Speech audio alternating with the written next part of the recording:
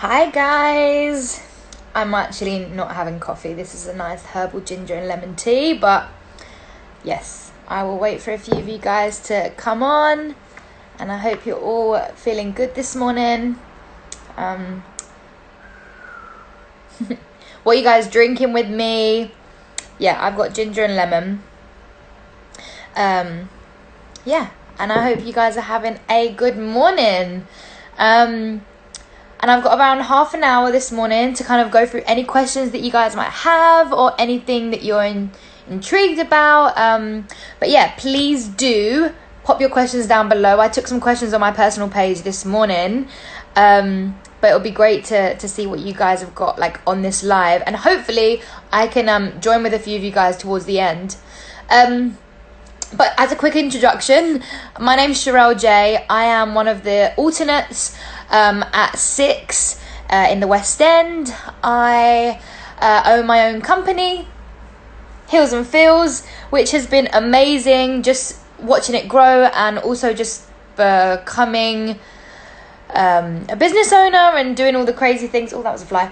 That I've had to kind of learn and experience over the last few years, but it's been amazing. I wouldn't change it. It's pretty hectic at times running a company whilst being in the West End, obviously not at this moment in time, but we make it work. So I am going to see your questions. Okay, I'll start off with this one. Am I excited to do the drive-through? Of course. We're very, very, very, very, very lucky. I understand that this period is really, really hard right now for any freelancers within the industry, and so to have been given this opportunity, we don't take it lightly. Like myself and the other queens and everyone who's working on the job, we do not take it lightly. We're very, very, very appreciative, but also happy that people can be innovative in this time and use this time to like be creative. Like the fact that we're gonna go and do a friggin' wild concert in a car park is epic. Like I don't think I would have ever been able to do that. And I certainly said that I wasn't going to tour ever again. Not through like selfish reasons, but because of the business and because of myself just wanting to be a bit more like rooted at home in London. I just didn't want to tour again. I spent my first like 3 or 4 years in the industry touring quite a bit. So I had said that I didn't want to, but obviously in this time, it's not like we're doing anything else, and I would be crazy to miss an opportunity like this. It's amazing. We're actually going to be like real life pop stars. So yeah, I can't wait. Let me see. I can see some of you guys have been writing. Yeah, thank you so much for joining. Haribo how do you say that one? That one. What costumes would I like to wear? At first, if I'm really, really honest with you guys, like, I wasn't jealous, but I was like, blue is just not my color. Like, I've never worn blue in my life.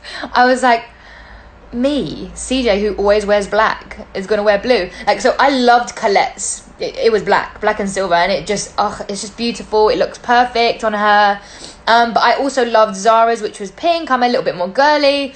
And also Hannah's, because it's just like a neutral color that I just think works on any skin tone or whatever. But I'm actually enjoying teal. I feel like it's new. I feel like it's something, that it's different. It's different for me as well. When I get to go on stage and be different queens, doing something and wearing something that's completely different to me really helps. I think if I had the black outfit or something that was a bit like what I would wear on a normal night out, it might feel a bit too close to home.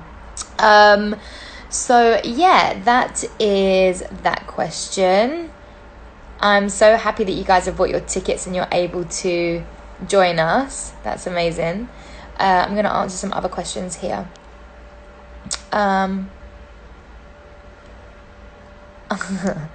Okay.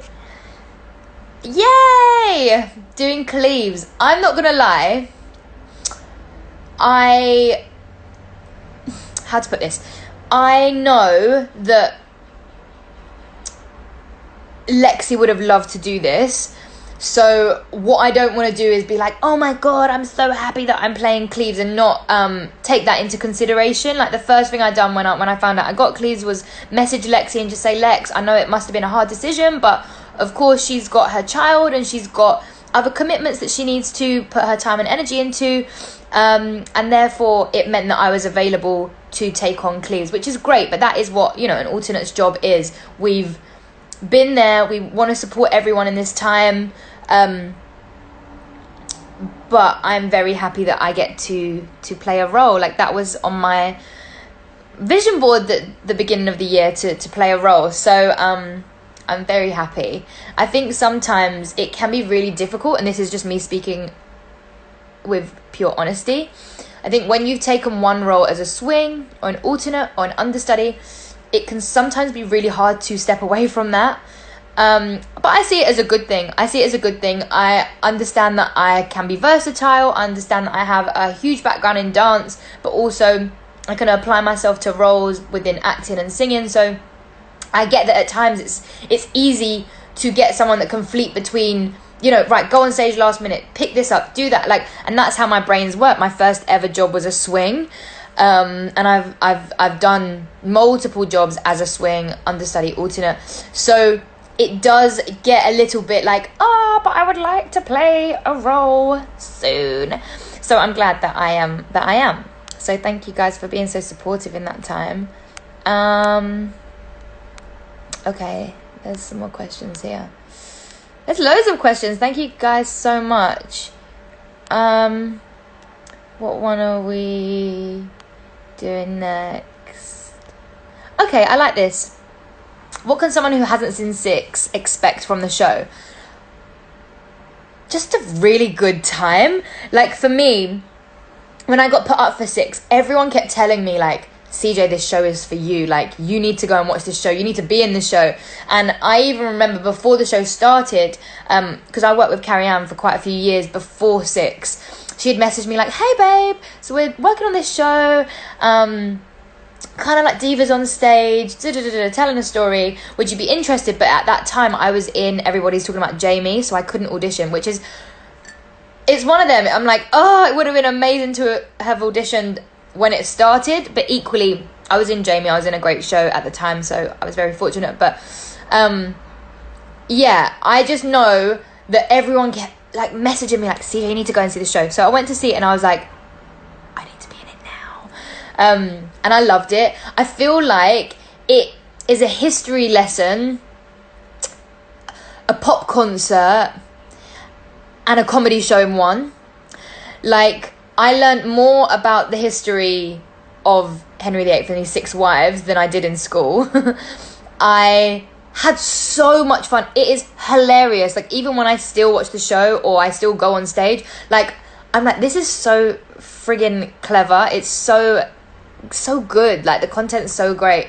And the fact that it's British, the fact that, you know, our writers wrote it knowing that it would be inclusive to everyone, and that there are so many different women around the world right now playing these roles. It's, for me, that's a beautiful thing. And again, I wrote this in my bio when I got the job, but like, I'm so happy to be part of a show that's in alignment to what I do in my personal career, which is female empowerment, and celebrating women, celebrating bodies, celebrating shapes, size, ethnicities, backgrounds. So for me, this show is like, I couldn't have asked for a better show to come out, especially because last year I said that I wasn't going to continue doing shows, not in a bad way or a negative way or anything like that was bad. I just wanted to focus on my business for a little while. So the fact that show came out and I was still able to run Heels and Feels was great.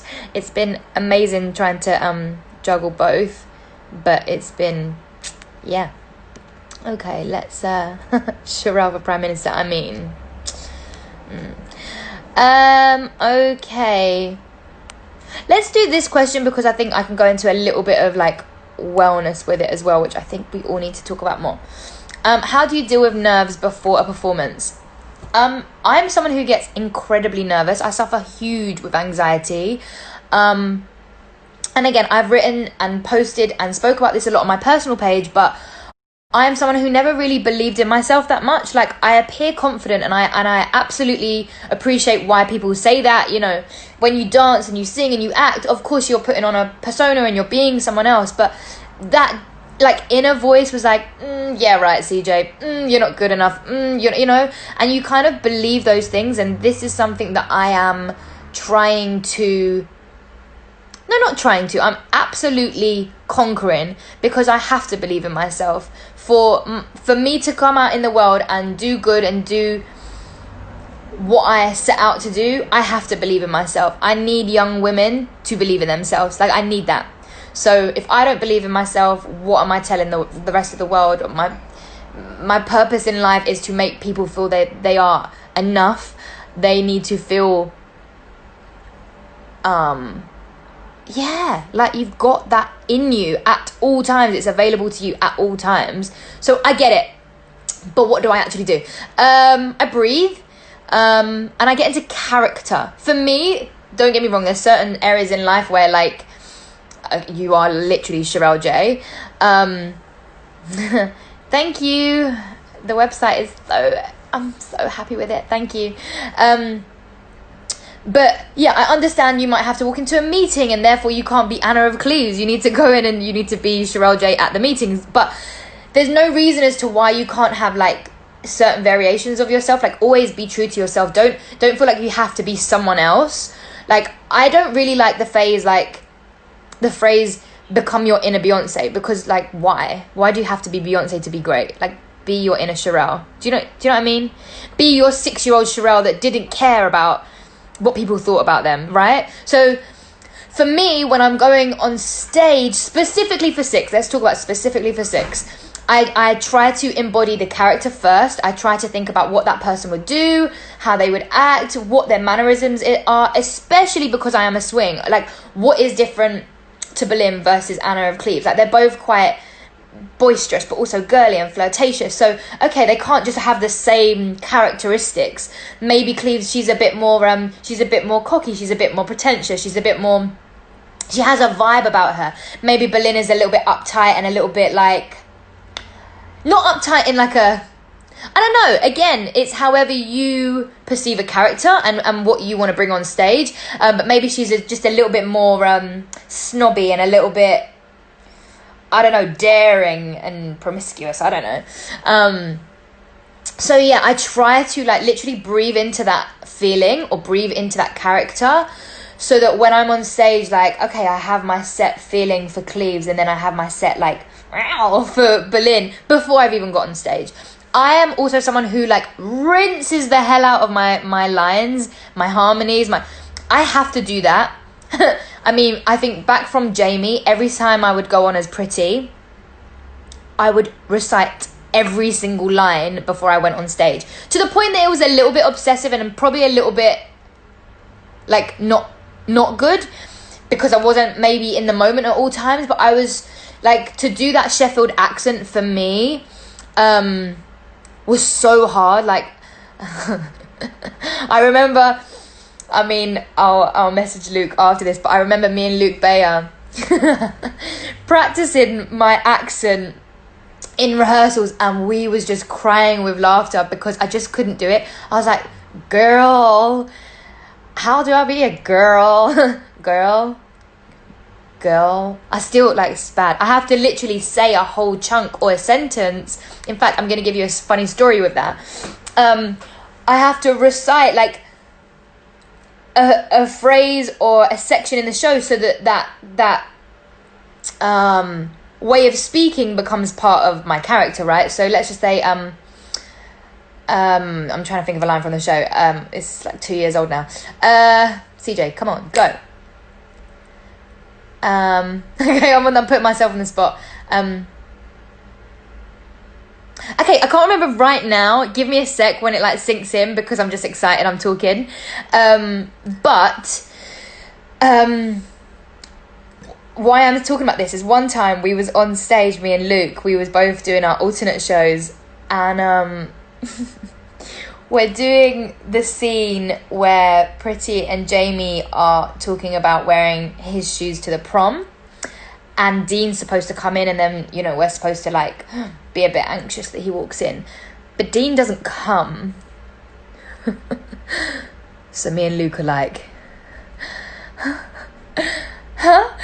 And literally we was like, oh my gosh. And that's the sort of stuff that scares me, but it's having that prep in advance that you don't feel like, oh my gosh, what is happening? So I was like, so Jamie, like, what algebra have you been practicing? Like, it was ridiculous. So do you think you're actually gonna wear that dress to the show? Like, and I'm thinking, Dean, come on stage. Like, that was horrible. But it was honestly, and on stage, like, a minute feels like an hour. You're just sat there like, oh my God, help. So that's also another reason why I practice certain things before I go on stage, so that I'm already living within the character and within that person's world, rather than going on stage with CJ and her nerves. Does that make sense? So yes, nerves are great. It means you care. It means you're excited. It means you're passionate. But don't make it about yourself. That's a really good way to do it. Don't make it about yourself. Make it about either the show, the story. If it's a meeting, the purpose behind it. Again, like when I do certain things for Hills and Fields, I'm like, what's my message here? This isn't about me. This isn't about me booking this gig. It's about what's the message here? What's the importance behind it?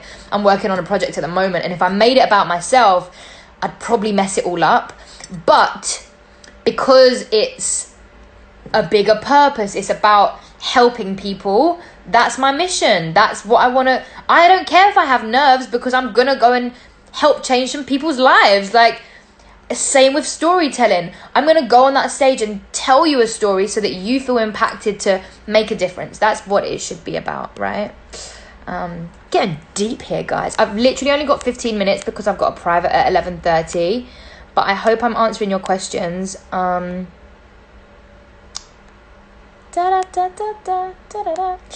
me... Sorry, gang. Why is it doing this? Sorry, my screen is frozen. Okay, here we go.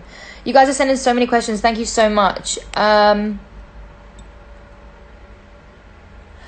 Do I prefer choreo and routine when it comes to dance rather than improv? A little bit. Like, I prefer to have some kind of guidance and structure, because I tell you why. So this is the same with habits, right? When something is so embedded in you, you have room to play. When you're creating something on the spot, as amazing and as creative as that is, sometimes you're in your head more about it, because you're thinking, is this good? Do I look right? Is this perfect? Is it, you know, so you start... Sometimes you might have an absolute moment of creative joy and freedom, but a lot of the times you're in your head about it. So if I was improvising on stage, I'm going to maybe think, like, start thinking about, okay, would this character do this? As opposed to, like, when that text is so embedded in me, I now have movement to play and really interact. Like, if someone's talking to me, I can really be responsive in the way that I deliver that line, because I know that line. My character knows what she would say back. And even if you're thinking in the moment, or if you're trying to unravel that thought in the moment, I still know that it, like, consciously, I know that it's in the back of my mind. I know that I've practiced it a million times. Okay, cool. Let me answer these questions now.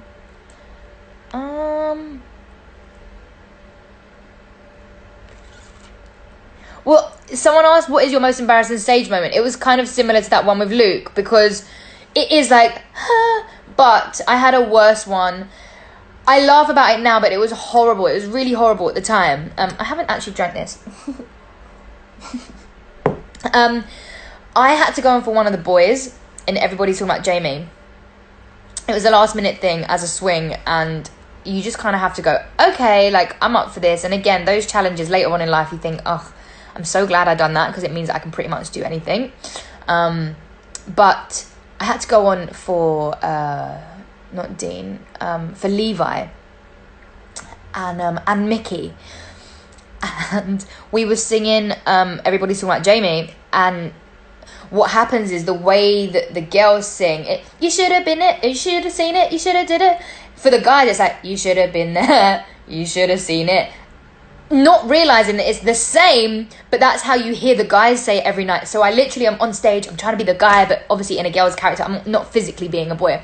And I'm running around, I'm like, you should have been there, you should have seen it. Like, in this stupid, oh my God. And we were all in hysterics on stage, and I come off stage and I actually had a panic attack. Hence why I can laugh about it now, but it really wasn't funny at the time. I had a panic attack because that amount of stress on stage, like, wasn't healthy for me. And I'm someone, again, if you've seen me on my personal account, you'll understand, like, I struggle a lot with anxiety when it comes to singing. That's just something that I've been working on when it comes to my voice and owning it. So when I've gone on stage and I've had to wing it and, like, just kind of, like, whatever, and then it gets fluffed up, I'm like, it's my career. And I remember saying to, like, Chloe and Harriet, it's my career. What if people saw me? And again, it's funny now, but it wasn't funny at the time. But that was pretty embarrassing. What else?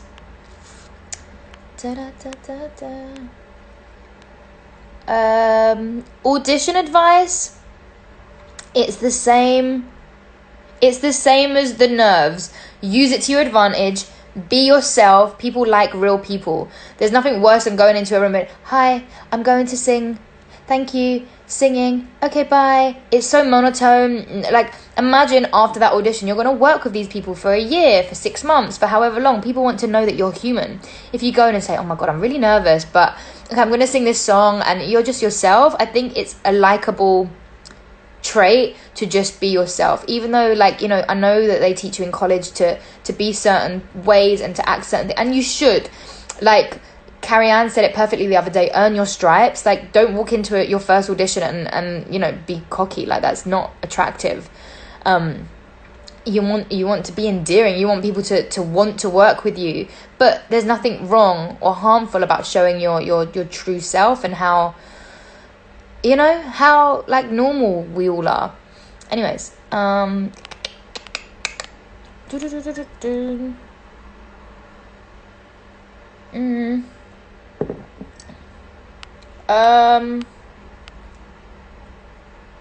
sorry, I'm just going through some of these.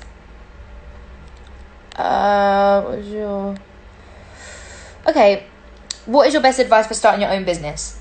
Passion and persistence. The two things for me.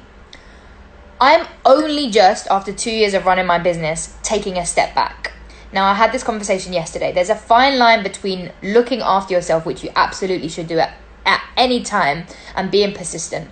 Because what sometimes people do is they start something, and then if they don't see the fruits of their work or their labor, they kind of retract and go, oh, it's not good enough. Like, you can't do that. You have to believe in yourself so much that other people believe in you too, right? So don't give up. Equally, you have to be passionate about it. Don't start up a business about something that you're not bothered about and then wonder why in 2 weeks' time you've lost motivation. It's like working out at the gym. Don't do things because it's the right thing to do or people tell you to do it. Do it because your body, your mind, your soul, everything about you needs to want to do it. Hence why for me at the moment, everyone keeps saying, like, how have you got so much motivation? You've been running every day, you've been working out. Because I want to be the kind of person that looks after her health. That sentence is like non-negotiable, as opposed to, I want to work out for 3 months, or I want to work out to get a 6-pack. Like, okay, so what about when you get that 6-pack? Are you going to stop working out? Like, I think you just have to have clear goals, but also very achievable, like, ways to keep you going. Because there's nothing worse with, like, starting something and then falling off really quickly. And it also, people's trust in you, especially if you are a brand or a business, they're like, I don't believe you. I'm not going to buy into this because you can't even keep your own word. So keeping your own word is a good thing. Don't worry so much about the ins and outs of the business. You'll learn that as you go. As I say, I'm 2 years in and I've only just got staff and other people to help me. But 2 years I was okay, I'm gonna have one person come in, and then if you've got any questions we can ask, because I'm gonna have to shoot in 5 minutes. But yeah, cool.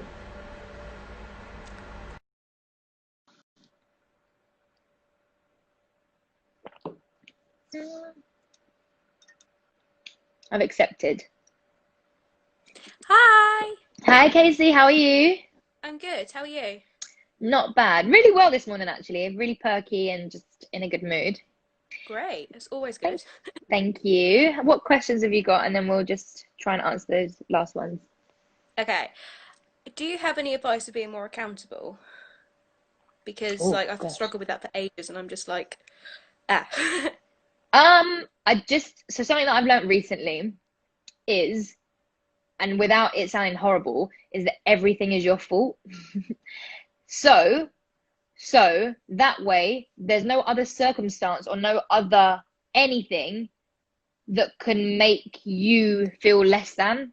So if someone takes away my job, I could sit here for days going, yeah, but they took my job, they, and therefore I am now no longer in a position to have any form of accountability because it's all on them. So therefore I'm the victim. But if you're a victim of life, then that means everyone at all times is going to have full responsibility of your own happiness. And I don't want to put my happiness in someone else's hands. So by saying it is all my fault, by saying that I am responsible, means that even if I get the world's worst news today, tomorrow, the day after, I have the most power to say, this is me. Like, I need to sort something out. I know this is hard. I know this is suffering. I know this is painful, but I need to react differently. I need to respond differently. I need to be different. And for me, that just gives me a bit more clarity, um, and yeah, ownership of bad situations rather than giving it to someone else. Hope that helps. Yeah. Got So one more? rather than Yeah, being the right. victim, like, And there's uh, no, listen, I will never ever take away people's suffering or pain because I understand why the word victim is there. I get it. People have bad things happen to them, and that is absolutely unacceptable and is unfair and it is wrong. And there are victims in this world. Absolutely. That's a truth, that's a fact. And bad things happen to good people. But if we can just take that suffering and change it into power or purpose, it's beautiful. Like people always say, like, "Oh, Hills and Fields is great," and I'm like, it was only great because I had like severe heartache. Like it's only great because I was sat in my house. I'm not being like dramatic here, but I was sat in my house after 6 weeks out because I just had surgery after thinking that I had cancer, like, and severe depression for that year to go, I want to do something that means something to people. So yes. literally, suffering is good if you can take it and change it and make it something powerful. So yeah. Yes, it's literally like everything happens for a reason. Like Mhm, you're in the mhm, stuff because mhm. think good things are gonna happen. You just need to wait. Absolutely. Have you got one more question? And if, oh, 1 minute, let me just we get a lot of that. That's very good overall. Yeah. Um. So just seeing that question. Sorry, I know you're on live with me. It's okay. Agents, it's hard. Like, no one is responsible. Like, if anyone's responsible, is COVID-19, which is not it's not a thing. So we can't be mad again at this other thing. Again, like I remember at the beginning of lockdown, I was like, oh, but my retreats are cancelled, my job's cancelled. Okay, but everyone in the world is suffering. Like, where people are losing their lives, people are losing their jobs. Like, if I put it down to that, something external, then at all times I'm going to be let down. It's not an agent's fault. It's not even Boris Johnson's fault. Like, as much as we want them to do better, as much as absolutely we are saying do better, it's no one's fault. People are just doing the best that they can, and everyone can do better, of course, or everyone can always be better. But I would say in this time, just be patient. Those jobs are never gonna completely go from us. We will always be in a position to fight again and to take that power back. So don't be scared. Like, I had certain things lined up. It's okay. It is what it is. Yeah, one more question and then we'll leave it at that. Okay. I don't. It's not really a question, but I just want to say, like, if lockdown didn't happen, I Mhm. wouldn't have started the sort of meditation that Sasha did. Mhm. And it's honestly, it's changed. It's not changed me fully, but like it's properly got my ass into gear to do Me like too. amazing things. So it's just incredible. Me too. For anyone who doesn't know, at the beginning of lockdown, my company we started. providing meditations and dance classes for free, and we continued meditating for 15 weeks. It's changed my life, so I absolutely take what you're saying like in its fullest form, because I know I literally am like, no, girl, I get it. Like, I get it. So thank you so much for joining us. I appreciate you, and just continue on your journey, because you're super young and you've got so much ahead of you, and that power is all yours. Yeah. No, thank Yeah. you so much. I'm gonna love you and leave you, and I'll just finish this up. All right. Okay. Bye. Thank you. Thank Bye. you. So yeah, guys, I know that wasn't like the world's longest Q&A, but like, and I know you guys have so many questions in regards to the industry and stuff, and that's absolutely amazing. But sometimes I just think we have to think of humans first. Like, we're all human. Yes, there's an industry for dance, but there's an industry for sewing. There's an industry for running. And we're all humans at the end of the day. So if we can just tackle these questions or these things with in mind that there are other people going through similar things, then we can kind of like include everyone. And yeah, I hope to do something like this again with you guys soon. I know it's a bit deep. Yeah, so the Instagram for my dance classes and meditations is at heels and not this and feels UK. Please, please, please give us a follow. We're doing some great things this year. Seriously, like, it would mean the world to me if you guys followed and just showed some love. It's literally my baby from scratch. I've built it up, and I've seen literally so many women change their lives. Not even just women, but people change their lives. So that's my mission. I just want to help people and show people their power that they have within them. This is so cheesy.